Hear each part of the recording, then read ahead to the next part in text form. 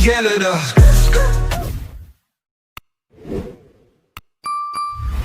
Before we get started on this video, I just have one wish for you.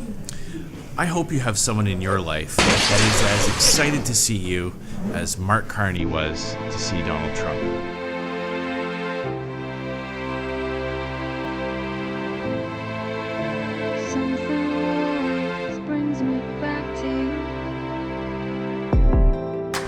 You are a transformative president. The merger of Canada and the United States. That wasn't where I was going.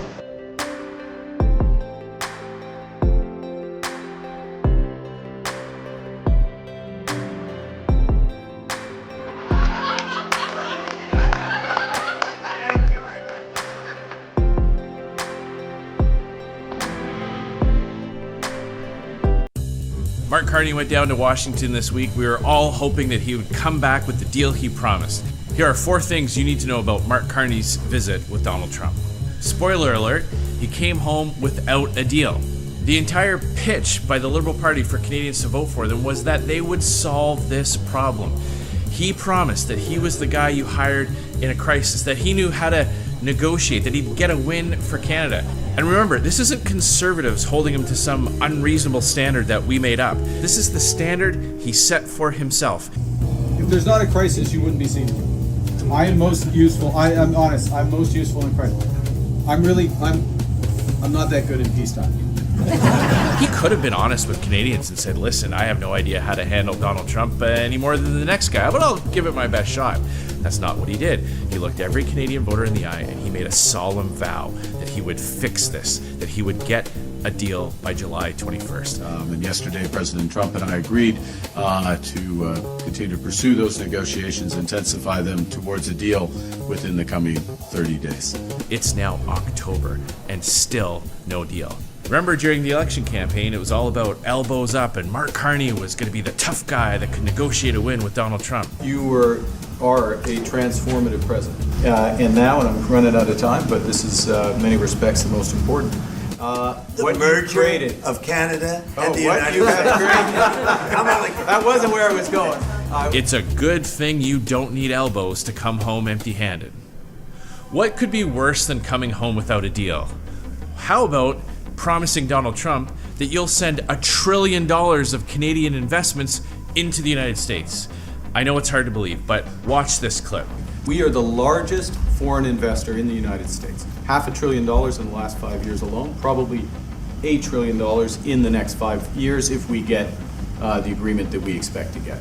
$1 trillion of our money? Mark Carney is promising to send $1 trillion Canadian dollars into the United States to build factories, sawmills, auto plants there instead of here at home.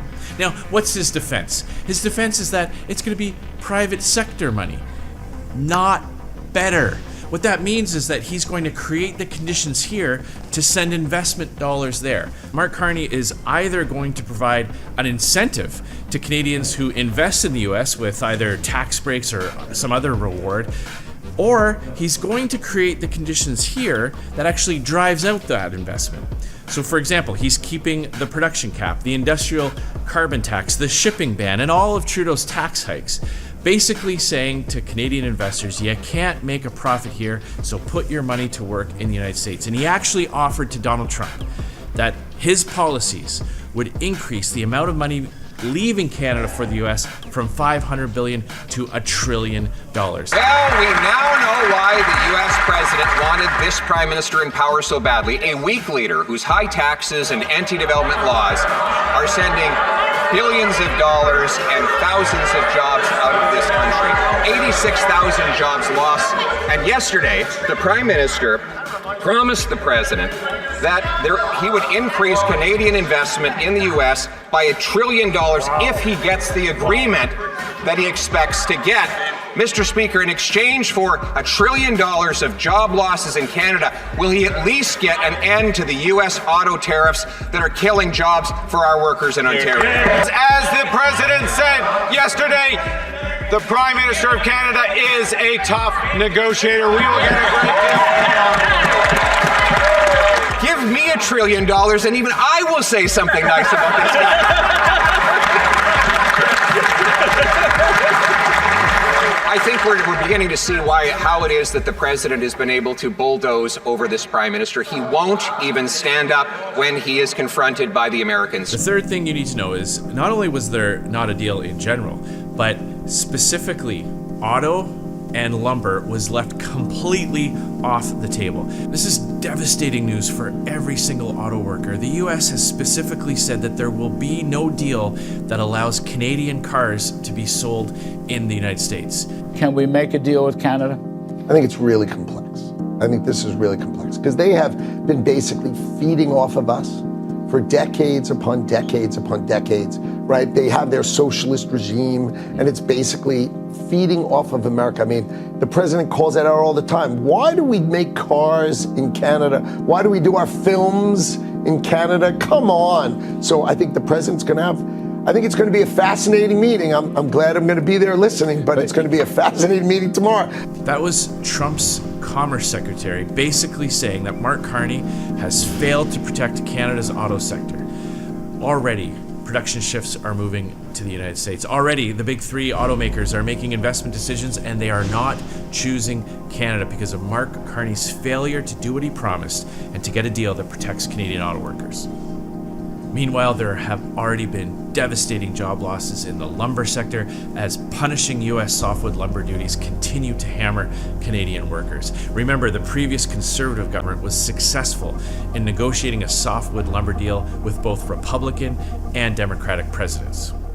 Now, before we keep going, I just need your help with something. The last few videos that I've posted have mysteriously capped out at about 28,000 views. Now, there's lots of theories about why this might be, but we're testing something here. Please like, subscribe, and specifically make a comment that you saw this part of the video. We're trying to get to the bottom of what's going on. And the last thing is the whole shift in tone. Remember during the election when Mark Carney said this? And someone who worships Donald Trump will kneel down before him, not stand up to him. Now that he doesn't need your votes, he kneels there like a pylon as the president skates circles around him, laughing and joking. Carney's smiling and winking as Donald Trump again makes jokes about Canada becoming the 51st state. He sits there and just takes it over and over again and actually seems to enjoy it.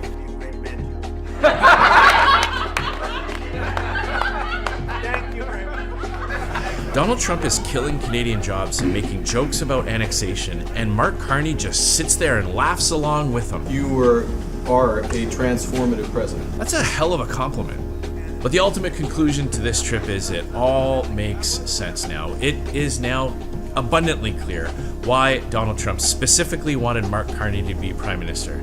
Because Donald Trump gets whatever he wants with Carney in power. Mark Carney is keeping all the Trudeau-era policies that force Canadians to sell our energy at a discount, subsidizing the US. He's keeping in all the high tax regime that makes investors choose the US instead of Canada.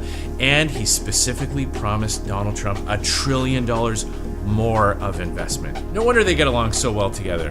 Mark Carney got what he wanted, Donald Trump endorsed him, and he won the election.